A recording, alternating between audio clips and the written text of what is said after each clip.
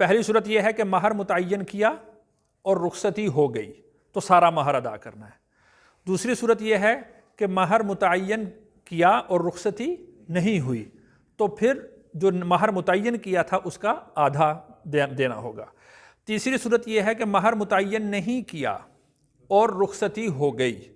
تو اس صورت میں مہر مثل ادا کرنا ہوگا۔ مہر مثل کا مطلب یہ ہے کہ اس خاندان کے اندر جو رواج ہوگا اس رواج کے مطابق، یعنی اس خاندان میں جو بچی کا نکاح ہو رہا ہے اس کی چچا زاد بہنیں ہیں، خالہ زاد بہنیں ہیں، پھپھو زاد بہنیں ہیں، تو ان کا جو مہر متعین کیا گیا ہوگا تو وہ مہر مثلی کہلائے گا، وہی ادا کرنا ہوگا۔ اور جو آخری صورت ہے کہ مہر بھی متعین نہیں کیا اور رخصتی بھی نہیں ہوئی تو طلاق ہو جائے، تو اس صورت میں یہ ہے کہ اس کو کچھ بھی نان نفقہ دے دو، کچھ جوڑا دے دو۔ تو علماء نے یہ جو کچھ ہے اس کی تعیین یہ کی ہے کہ کم از کم وہ